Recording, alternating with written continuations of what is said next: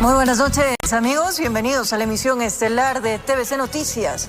Cerca de $500,000 podría costar la reconstrucción de la casa patrimonial que colapsó ayer en el barrio La Tola, en el centro de Quito. La emergencia en ese sector involucra más viviendas. ¿Qué deberán hacer los propietarios de los inmuebles afectados? Les contaremos más adelante. Aquí iniciamos.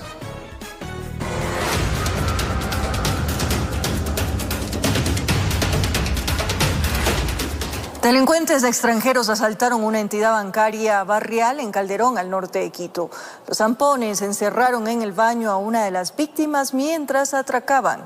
El perjuicio es superior a los $1,000.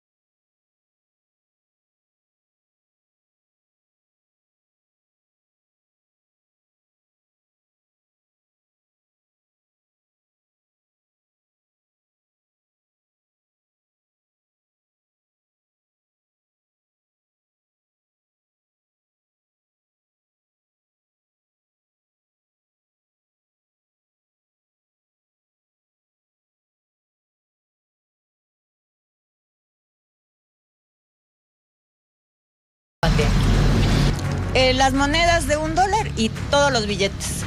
¿Qué cantidad de dinero? Yo creo que sí superaba los $1,000. Me dijeron, dame la plata, dame tu celular. Yo le dije, yo no tengo nada.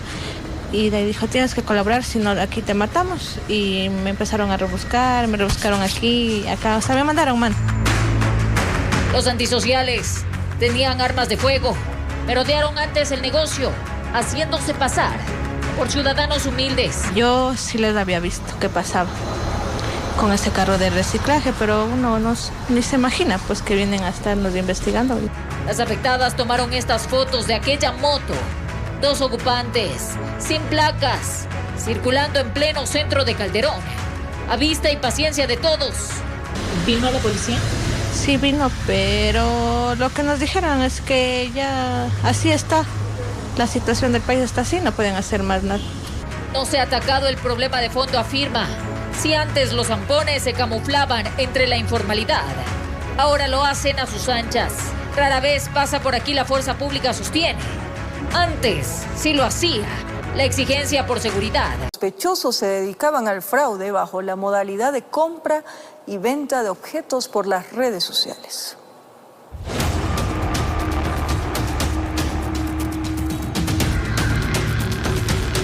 Al parecer era una estructura completamente organizada, compuesta por 4 sujetos, cada uno de los implicados cumplía su rol. Es una organización, porque cada uno ya tiene su función establecida, quién publica en redes sociales, quién ofrece, quién da la cuenta, quién es el que va a retirar o el que va a comprar el bien. Así perfilaban a sus víctimas, ciudadanos que ofertaban la venta de objetos en las redes sociales.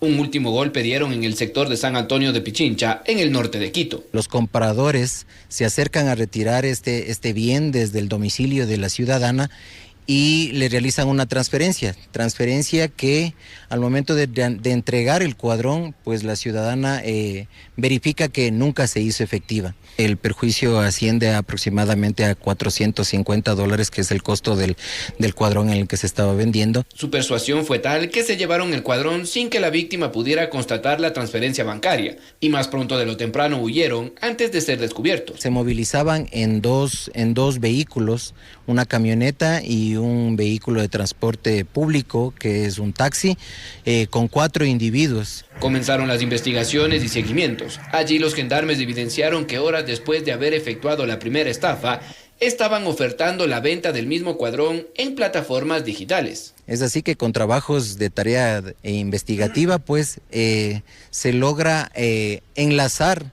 la compra de este cuadrón y se les logra neutralizar aquí en el sector del Recreo, donde ellos ya estaban ofertando el cuadrón. Fue así que pactaron un encuentro en el sector del Recreo en el sur de la capital y los atraparon con todas las evidencias. Estos 4 individuos actualmente presentan antecedentes por varias situaciones relacionadas al mismo fin de estafa que están siendo cotejadas con el personal de policía judicial. Una modalidad que no es nueva en el distrito metropolitano, pero que sí pone en alerta tanto a la ciudadanía como a autoridades, puesto que la facilidad que nos dan las redes sociales para la venta de varios productos también es aprovechada por los amigos de lo ajeno para beneficiarse de la confianza ciudadana y perjudicar a sus víctimas. Informó Mauricio Sánchez. Una gran estructura delictiva liderada por alias Quevedo fue desarticulada durante un operativo conjunto entre Colombia y Ecuador. ¿Cuántos delincuentes fueron detenidos y a dónde fue trasladado alias Quevedo? Les contamos en instantes. Además, la Comisión de Fiscalización de la Asamblea Nacional dio paso al juicio político contra el presidente de la Judicatura, Mari Godoy. Tras ser notificado, Godoy tendrá 15 días para presentar sus pruebas de descargo. Todos los detalles más adelante aquí en emisión estelar de TVC Noticias.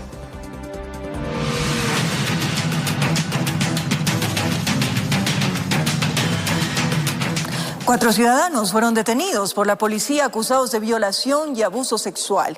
En uno de los casos, una mujer fue capturada después de 14 años de haber abusado de sus 2 sobrinas. Primer caso. Esta mujer fue detenida en Vinces, provincia de Los Ríos, por el supuesto delito de violación. Se trata de Marlene M., de 57 años, presunta responsable de haber ultrajado a sus 2 sobrinas de 12 y 14 años. Hecho ocurrido en Florida, norte de Guayaquil, el 15 de septiembre de 2012. Ella habría participado junto a su esposo, quien ahora está sentenciado a 19 años de cárcel. La consumación del delito fue reiterativo, sostiene la policía. Huyó de la justicia por 14 años, pero no se pudo esconder más. Estaban al cuidado de estas personas y estas personas abusaron obviamente de la confianza de sus familiares y procedieron con el delito de abuso sexual y posteriormente la violación. Segundo caso, Guayas, distrito Naranjal. La Unidad Nacional de Detención de Personas de Alta Peligrosidad requeridas por la ley ubicó a este hombre que realizaba labores de pesca mediante el operativo Cero Impunidad 870, supuesto responsable del delito de homicidio. Hecho ocurrido en la Roldós, norte de Quito, el 15 de noviembre del 2020. El acusado y el occiso eran amigos, sostiene la autoridad. Sin embargo, en medio del consumo de alcohol, se desencadenó una riña que terminó en el crimen. Por un golpe de un objeto contundente en la cabeza, esta persona queda herida y a los pocos días muere. Esta persona se da a la fuga, el responsable. Tercer caso, Santa Rosa, provincia del Oro. Este hombre fue detenido por presunta violación. Romel Augusto C., de 47 años. Sobre él pesaba una boleta de captura por aparentemente haber ultrajado a una niña, hija de su entonces pareja sentimental. El hecho ocurrió en 2019 en Carapunco. La menor tenía 12 años de edad cuando fue ultrajada sexualmente por esta persona, que era el padrastro. Cuarto caso, La Concordia, Santo Domingo de los Áchilas. Los uniformados detuvieron a Edison C., de 46 años, por el presunto delito de abuso sexual cuando era docente de una unidad educativa en Esmeraldas. El incidente habría ocurrido en agosto de 2014. Por tocar de manera partes íntimas de un adolescente. Desde la Unidad Nacional de Personas de Alta Peligrosidad requeridas por la ley, indican que avanzan con decenas de casos para dar con los responsables. Informó Marilyn Jaramillo. 11 menores de edad fueron capturados durante un operativo policial en Flor de Bastión, al noroeste de Guayaquil. Los adolescentes integrarían una organización criminal dedicada al robo, la extorsión y el tráfico de drogas. En el lugar, la policía halló armas de guerra y droga.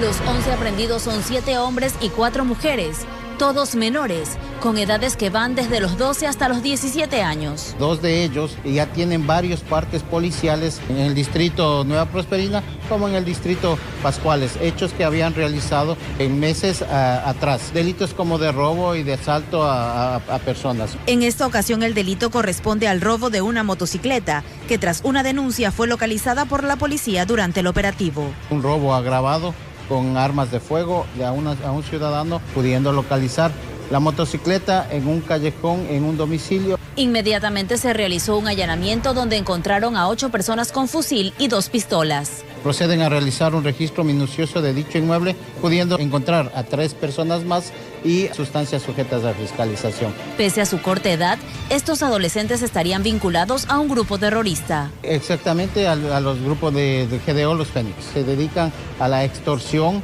al robo y al sicariato.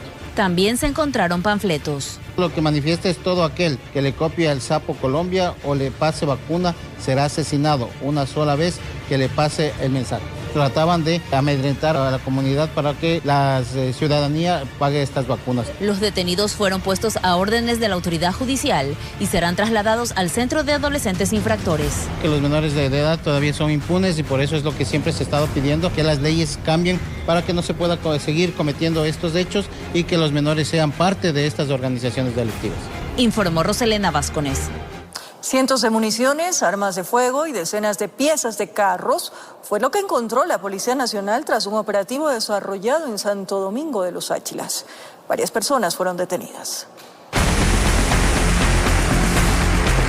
Los uniformados llegaron al inmueble. Mire bien. Eran miles de piezas y autopartes.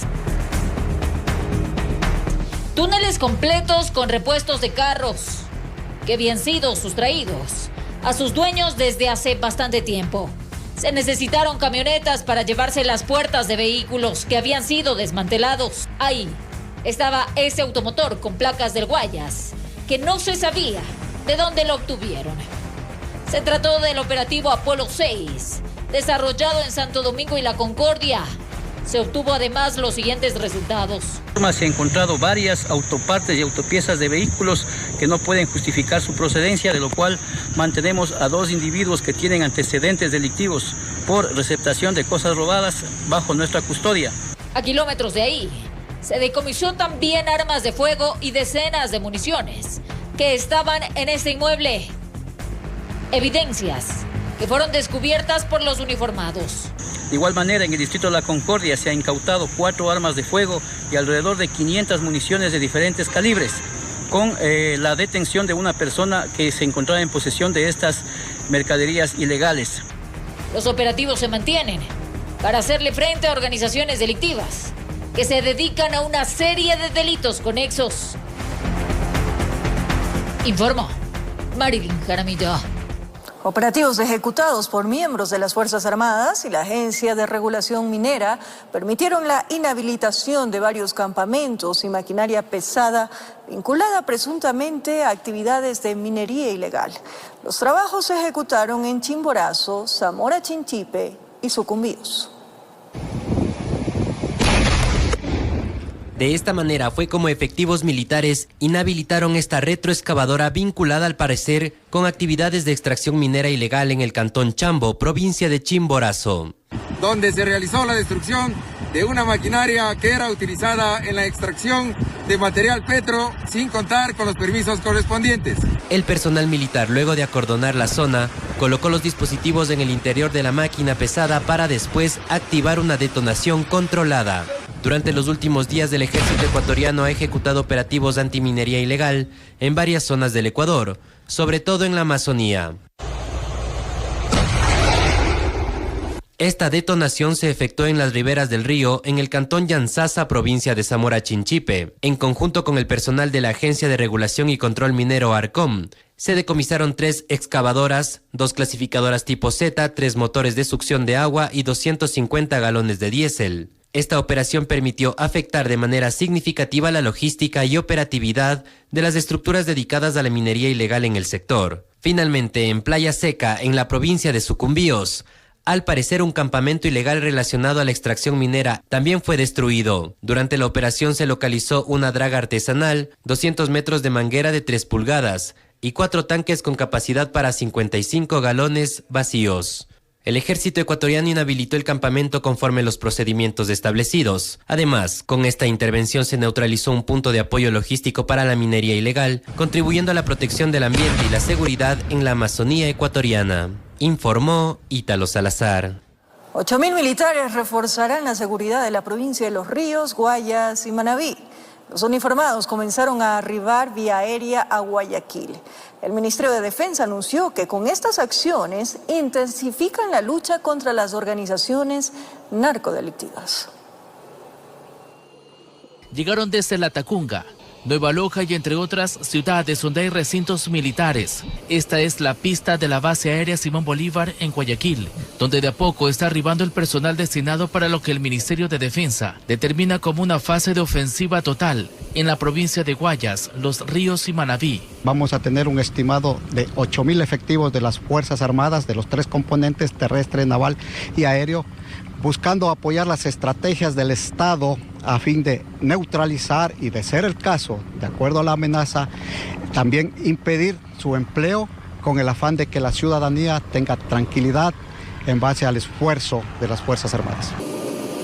Los 8.000 uniformados serán desplegados a barrios, zonas y ciudades, donde se ha incrementado el nivel de violencia y registros de delitos. Por aquí aseguran que los patrullajes serán en camionetas, tanquetas, operativos CAMEX y recorridos a pie, para brindar seguridad a los ciudadanos. Con el apoyo de inteligencia militar y en coordinación con la Policía Nacional se ubicarán los diferentes sectores conflictivos donde se incrementará la presencia militar a fin de realizar las operaciones propias de su misión. Por eso ellos junto a su fusil arribaron con maletas, porque no saben hasta cuándo estará vigente esta disposición de las autoridades para militarizar 3 provincias. En la lista no se consideró el oro. El día de hoy podemos ver la participación de aeronaves de transporte de la Fuerza Aérea Ecuatoriana, aeronaves de transporte pesado, los mismos que desde el día de ayer y hasta el día lunes estarán realizando el transporte de todo el personal militar que se empleará en las provincias anteriormente mencionadas, Guayas, Manabí, Los Ríos. Con esto se espera disminuir los índices de inseguridad en ciertas ciudades, que iniciaron el año 2026 con bastantes novedades, informó Charlie Pisa. Tras recibir un pago de $150, un menor de edad habría asesinado a un soldador. ¿En dónde y cómo ocurrió el crimen? Les contamos más adelante. Además, el presidente de la Corte Nacional de Justicia, durante su presentación oficial, aseguró que trabajará para que se respete el principio de independencia, así como garantizar la seguridad para los magistrados. Todos los detalles al regresar de la pausa aquí en... Gracias por seguir en sintonía de la emisión estelar. El operativo internacional Zeus II, ejecutado en Colombia y Ecuador, permitió la captura de alias Quevedo y desarticular su estructura delictiva dedicada al narcotráfico, la extorsión y el sicariato.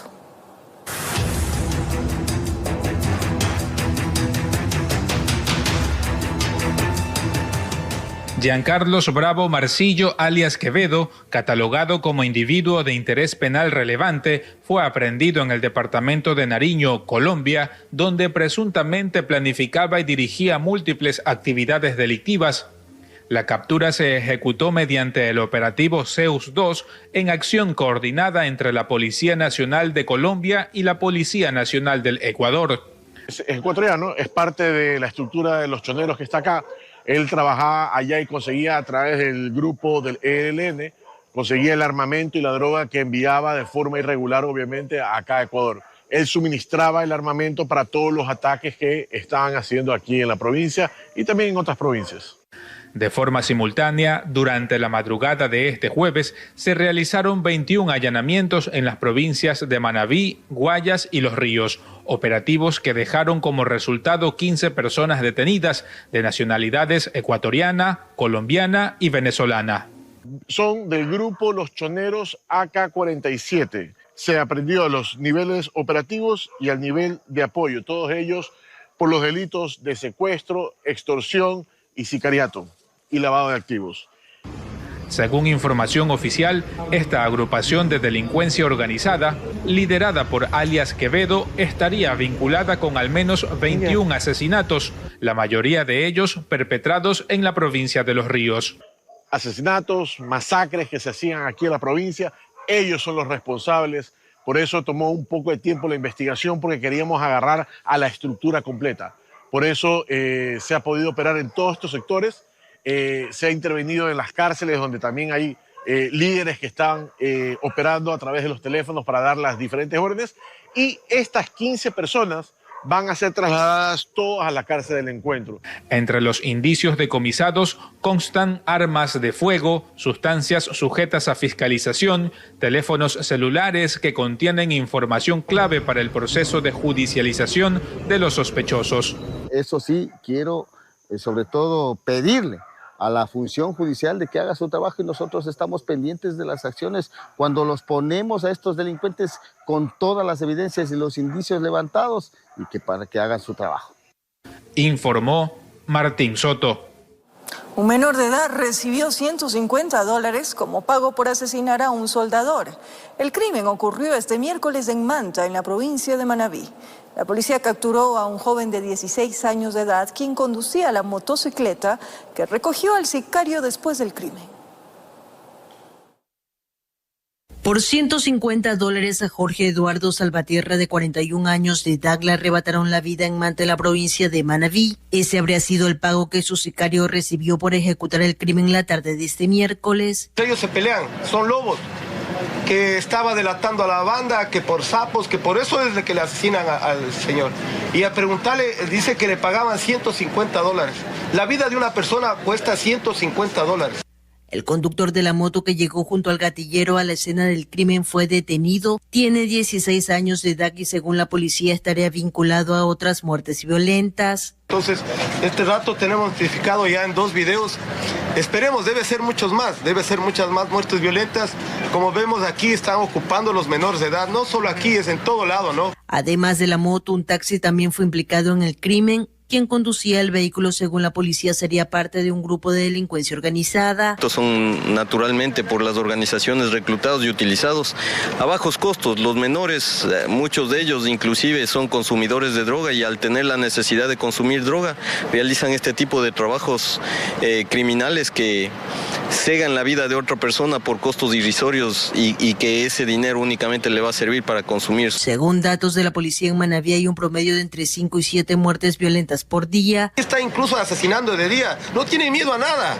Cerca de UPC. Mire, cerca del UPC, nosotros vamos a actuar con mano dura aquí. Entienda que aquí hay Estado, aquí vamos, yo he dado la exposición, mano dura a esta delincuencia, mano dura. Muchachos con fusiles, con pistolas, ¿qué se creen aquí? Este jueves otro ataque al estilo sicariato dejó un muerto y una persona herida. Con cámaras de Eduardo García desde la provincia de Manabí, informó Wendy Delgado.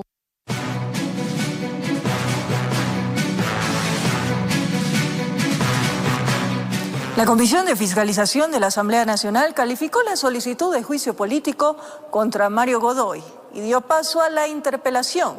El titular de la Judicatura será notificado con el inicio del proceso y en 15 días deberá responder a las acusaciones impulsadas por los legisladores del correísmo, quienes promueven el juicio. El proceso de juicio político contra Mario Godoy dio un paso clave este 15 de enero. Luego de que la Comisión de Fiscalización calificara el trámite y por unanimidad sus integrantes resolvieran dar paso al proceso de interpelación del funcionario. La decisión marcó el inicio formal de una etapa decisiva en la Asamblea Nacional, aunque la jornada estuvo atravesada por un fuerte cruce político que desvió momentáneamente la atención del fondo del proceso.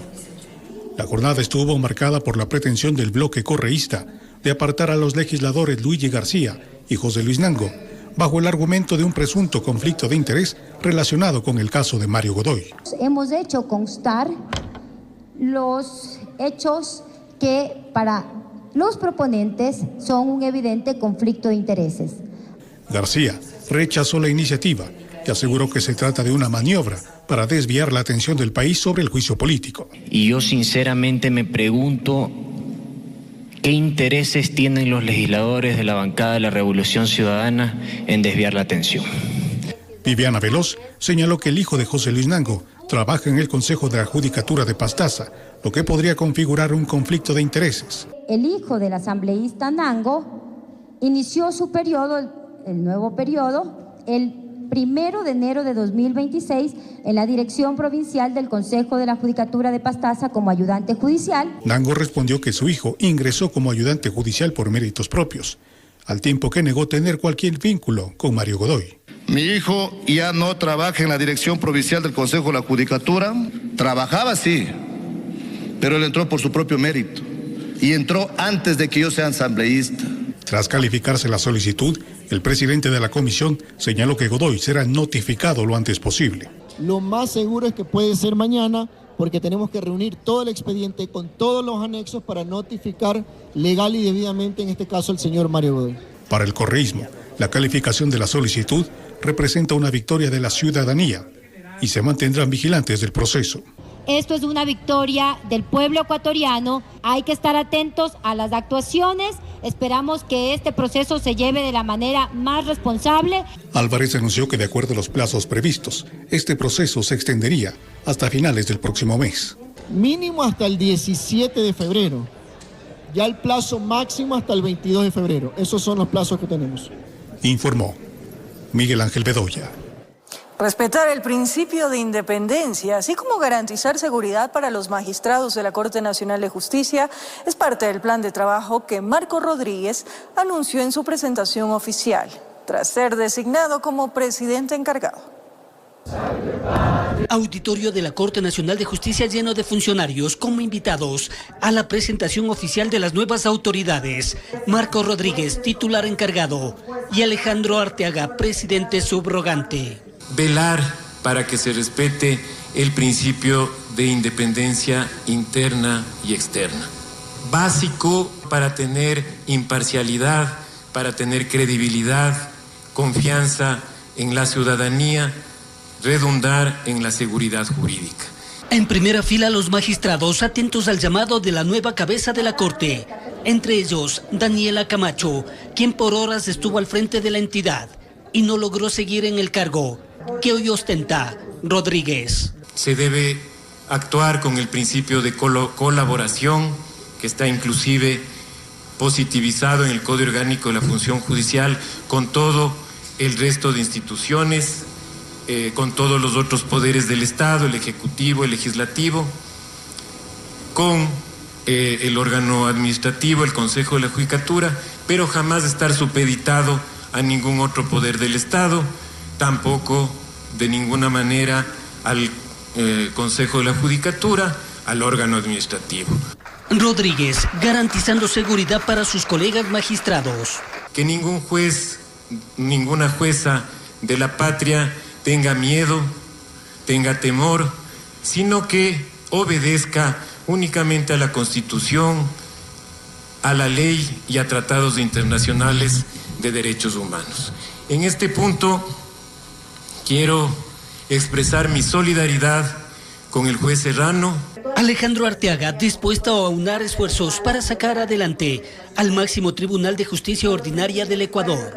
Vamos a categorizar la Corte Nacional como lo que debe ser el crisol de la sociedad, el equilibrio. Si no hay este equilibrio, ¿dónde queda esta sociedad? Acto formal en el cual no se dio espacio para contestar inquietudes de la prensa. Lo que se garantizó podría ser más adelante, informó Héctor Romero. Representantes de la Corporación Desafío del Milenio de Estados Unidos se reunieron con autoridades del gobierno nacional para discutir la elegibilidad de Ecuador para el desembolso de $500 millones. El programa promueve la inversión privada enfocada en el desarrollo para el beneficio de ambas naciones.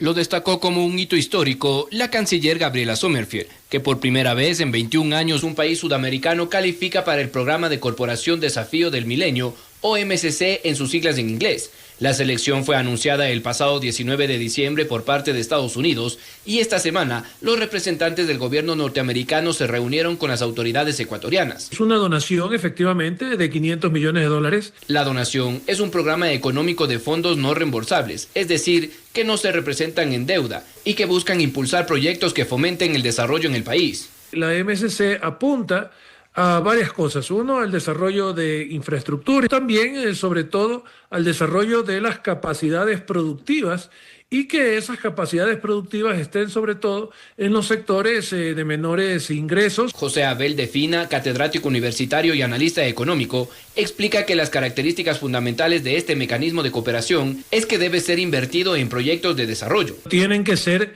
bien invertidos y por lo tanto no deben ser invertidos en, por ejemplo, hacer una carretera, porque solamente alcanzarían para hacer 200 kilómetros de carretera y las necesidades son mucho mayores. Sirven de capital semilla para programas que pueden ser muy importantes en lo que tiene que ver para crear esos pilotos, esas semillas para futuros programas que incluyan no solamente al sector público, sino también al sector privado y al sector financiero del Ecuador. El desembolso de estos recursos tiene un periodo de 5 años y serán medidos paulatinamente con el cumplimiento de sus indicadores. La MSC es una agencia independiente del gobierno de Estados Unidos, enfocada en promover los intereses económicos y estratégicos de dicho país mediante la cooperación internacional basada en resultados. Informó Mauricio Sánchez. La central hidroeléctrica Sopladora tendrá a finales de enero su segunda unidad en funcionamiento. Así lo aseguró la ministra de Ambiente y Energía, Inés Manzano, quien además señaló que no habrá apagones. Estas declaraciones las dio en el marco de la firma de un convenio para restaurar el Parque Samanes, ubicado en el norte de Guayaquil. El pasado 12 de enero de 2026, la Corporación Eléctrica del Ecuador, CELEC, anunció que las tareas de mantenimiento de emergencia en la central eléctrica Sopladora terminaron antes de lo previsto y se habilitó una unidad. La ministra de Energía y Ambiente, Inés Manzano, prevé que la segunda unidad entre a funcionar a fines de este mes. Son 3 unidades. Una está en funcionamiento, la otra está en reparación y una entró y tuvo una falla que están ahorita solucionando y esperamos que ingresen lo más rápido posible. Dicha central, que forma parte del complejo hidroeléctrico del río Paute, tiene una capacidad de generación de 162,33 megavatios, pero la ministra reitera que no habrá apagones. ¿Cuántas veces nos han dicho en el año 2025 que había apagones? En abril nos dijeron, del año pasado, acuérdense, y nos dijeron también en septiembre. Nunca ha habido apagones, no hay apagones. Además aclara que el fallo de la Corte Constitucional que prohíbe al Estado delegar al sector privado proyectos en el sector eléctrico bajo el argumento de interés público no impide que avancen proyectos como Villonaco 3 y El Aromo. Y se hizo unas actualizaciones, pero están en construcción. Esos son 100, si no estoy mal, 115 o 120 megavatios. Debe de estar inicios del 27 en funcionamiento. El Aromo en verdad se aprobó, pero es más el privado que tiene que entregar, digamos, los estudios. Creo que se necesita también hacer las primeras inversiones, pero es más ellos. Estas declaraciones las dio en el marco de la firma del convenio de cooperación interinstitucional para la restauración de 750 hectáreas del Área Nacional de Recreación Los Samanes, al norte de Guayaquil, con una inversión de $800.000. Se incorporará infraestructura verde, conectividad ecológica y adaptación del cambio climático. Informó Adriana Peralta. Al volver, más de 1 millón de juicios por deuda se registran en Ecuador durante los últimos 3 años. ¿Cuáles son las provincias con mayor cantidad de procesos judiciales? Les vamos a contar al regresar de la pausa. De regreso para contarles que más de 1 millón de juicios por deudas durante los últimos 3 años evidencian la creciente presión financiera sobre los hogares ecuatorianos. Pichincha y Guayas son las provincias que concentran la mayor carga de procesos judiciales.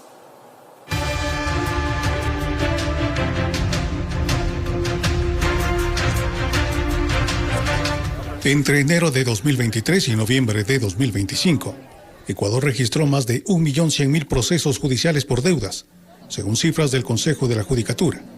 Una señal clara del aumento de la judicialización del endeudamiento que hoy golpea a miles de hogares en todo el país. Al iniciar este 2026, muchas familias se encuentran en una situación financiera crítica. Así lo destaca César Coronel, abogado especialista en temas de deudas, quien destaca que 6 de cada 10 ecuatorianos necesitan endeudarse para cubrir gastos básicos. Los ecuatorianos estamos sobreendeudados. Hoy, 3 de cada 10 personas en el Ecuador registran atrasos permanentes en el pago de sus deudas. Esto se traduce en una calificación mala o pésima en el buró de crédito. El principal detonante de estos procesos es el cobro de pagarés a la orden, que concentran más de la mitad de las demandas por deudas, debido a su trámite ágil y directo. Muchas veces estos documentos se firman durante refinanciamientos sin asesoría legal, lo que deja a los deudores en una situación de alta vulnerabilidad. Cuando ya un proceso de morosidad pasa a convertirse en una demanda, implica varias cosas, entre ellas que se pueda dictar medidas en contra del patrimonio de las personas, que incluso esto pueda terminar luego en procesos como la insolvencia que impliquen la prohibición de salida del país. Pichincha encabeza la lista de provincias con mayor número de demandas por deudas, seguida por Guayas, mientras que Manabí y Azuay también registran cifras significativas. Los más afectados son personas entre 30 y 55 años, trabajadores en relación de dependencia y pequeños emprendedores, cuyas obligaciones más conflictivas están ligadas a tarjetas de crédito, pagarés y procesos de cobro de dinero. Frente a este escenario, se recomienda iniciar el año con mayor control financiero, elaborando presupuestos realistas, evitando nuevas deudas y fomentando el ahorro. Según cifras de la CAF, en el Ecuador el 63% de las personas no tienen cultura de ahorro ni educación financiera y esto es preocupante. Tener deudas no es un delito. El verdadero riesgo es enfrentar una demanda sin información ni defensa, señala el especialista. Informó Miguel Ángel Bedoya.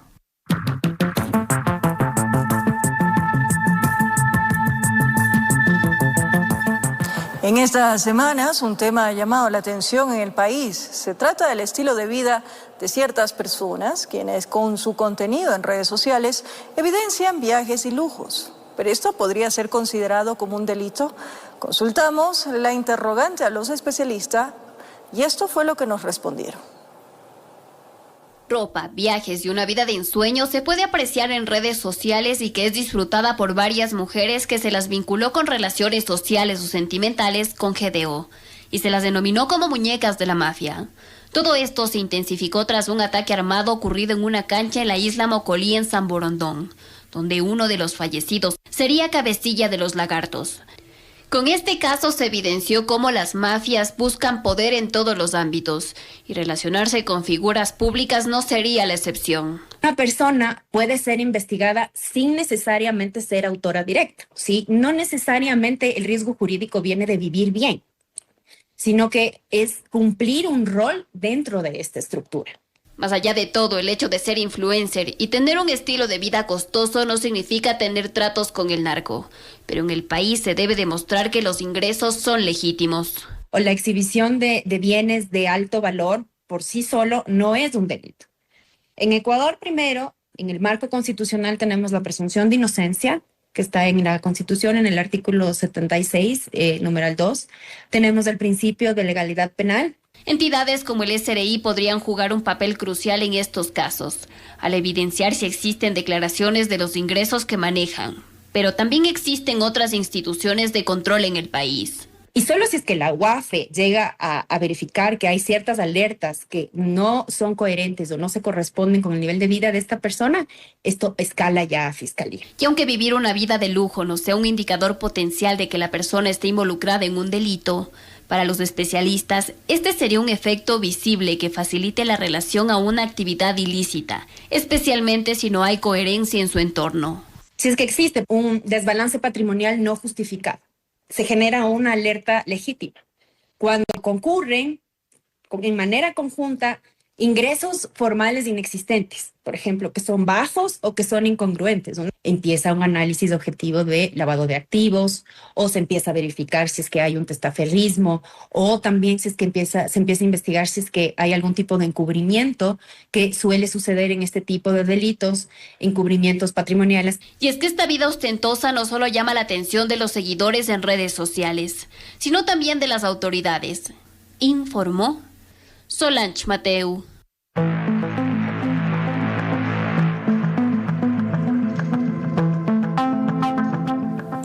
Alrededor de $500,000 podría costar la reconstrucción de la casa patrimonial que colapsó el miércoles en La Tola. Mientras eso sucede, su propietario debe evitar que la estructura siga cediendo. La casa patrimonial que colapsó en La Tola mantiene su cordón de seguridad, pues todavía la estructura podría seguir desprendiéndose. En el corto plazo, los organismos de seguridad metropolitanos ya tienen una hoja de ruta para evitar algún accidente. El señor propietario tiene que tramitar una licencia L20, que se llama, que es un tema de trabajos menores por emergencia, para poder intervenir en este periodo de acá.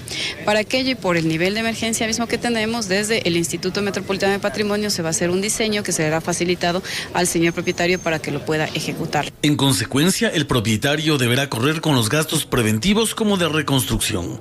Ese último punto, según se reconoció, podría resultar lo más costoso. Así, viéndole a ojo de buen gallero, ¿cuánto me terminaría costando si fuera mi casa? Bueno, esta casa tiene que ser reconstruida y es hacer una casa nueva. Hay que seguir el procedimiento además, porque es hacer un diseño de reconstrucción de la casa. Nosotros tenemos fichas de cómo era la casa, el propietario debe también saber cómo era su casa. A fin de cuentas, el proceso debe derivar en una reconstrucción de la vivienda completa y como ven, está derrocada, es una casa nueva.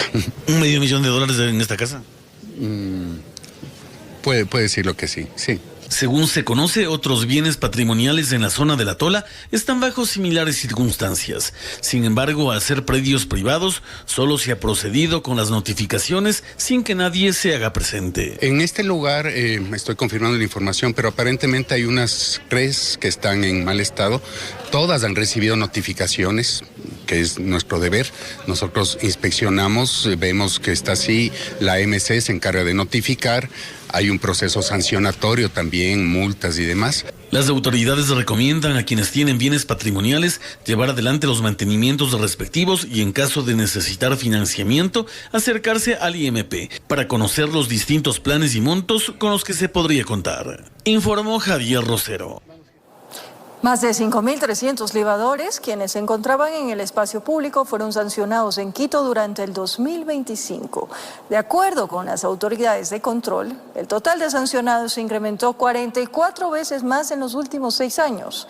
Pero ¿cuáles son las sanciones que los infractores deben pagar por libar o vender alcohol en la vía pública? Aquí les contamos.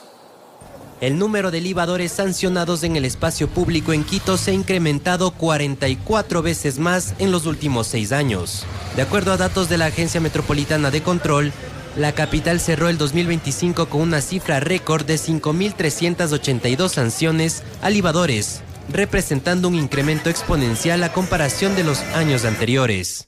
Desde 2019 esta cifra ha subido progresivamente, marcando un punto de quiebre en 2023, con 764 sanciones, seguido de 2024 con 2.531 y en 2025 ese valor se duplicó. Las más de 5.000 sanciones formaron parte de 1.313 operativos enfocados en el consumo y venta de alcohol en el espacio público. El Código Municipal para el Distrito Metropolitano de Quito, en su artículo 4196, señala que el incumplimiento de prohibiciones relacionadas con el expendio y consumo de bebidas alcohólicas en espacios públicos será sancionado con una multa del 25% de un salario básico unificado, es decir, $120.50, o cumplir con trabajo comunitario en donde cada hora equivale a $10. Esta segunda opción es la más popular para quienes han sido sancionados por beber en la vía pública. Las jornadas suelen ser los fines de semana y consisten en actividades de recuperación del espacio público, como limpieza de grafitis y pintura de fachadas, recolección de basura y limpieza de maleza en parques, y mantenimiento de paradas del transporte público o mobiliario urbano. Se espera que para este 2026 los controles continúen, pero las autoridades también recalcaron que el consumo responsable y moderado de bebidas alcohólicas no solo evitaría sanciones económicas, sino también busca precautelar la integridad física y salud de la ciudadanía. Informó Ítalo Salazar. Más de una docena de motocicletas fueron retenidas por las autoridades municipales en un nuevo operativo efectuado en el sur de Quito. En la intervención, además, se entregaron 24 citaciones por varias infracciones de tránsito. está con valores pendientes por concepto de matrícula SRI, este será enviado al patio de retención. ¿Listo? En esta ocasión, la ordenanza municipal y la ley de tránsito no quedó en letra muerta, pues haciendo prevalecer sus competencias, elementos de la Agencia Metropolitana de Tránsito efectuaron un operativo de control de motocicletas en el redondel de la Atahualpa, en el sur de Quito. En estos puntos, a lo largo de la capital, simultáneamente se realizan operativos para colaborar con tema de salvar vidas. El despliegue tomó por sorpresa a decenas de motociclistas, quienes eran parados por los agentes y revisados que todos los papeles estén en regla. Está muy bien, que lleven un buen control. Más seguridad, claro, exactamente, sí. Es mejor que tengan buen control que en toda parte ¿Para qué? Porque hay mucha delincuencia. No faltó quien por cualquier eventualidad circulaba con el permiso divino y vio cómo su vehículo tuvo que ser retenido por la autoridad municipal. Esto se lo hace en base al artículo 160 del reglamento, en el cual indica que si un vehículo está con valores pendientes por concepto de matrícula SRI, este será enviado al patio de retención. ¿Listo? Al momento hemos retenido ya 10 motocicletas por distintas contravenciones. Entre ellas no portan su placa de identificación, adeudan valores, tienen daños técnicos, mecánicos, no han sacado nunca la licencia de conducir, entre otros. Ciudadanos destacaron los controles, pero hicieron un llamado para que se intensifiquen los mismos, en especial en horarios nocturnos, cuando este tipo de vehículos son más utilizados para delinquir. Está muy bien que controlen, pero no en el día. En la noche es lo que más andan los ladrones con la moto, con 2 personas. Nosotros hacemos un estudio en puntos prioritarios como este sector, Solanda y entre otros. Asimismo vemos dentro de los factores temas de seguridad y temas de siniestralidad. En las primeras semanas de enero, la AMT ha realizado 43 operativos de control de motocicletas en el Distrito Metropolitano de Quito, los mismos que han dejado más de 130 vehículos livianos retenidos y 1000 citaciones emitidas. Informó Mauricio Sánchez. Nos despedimos, amigos. Gracias por su compañía, cariño, pero sobre todo esa fiel sintonía, como siempre. Un abrazo grande. Nos reencontramos mañana a 22 horas.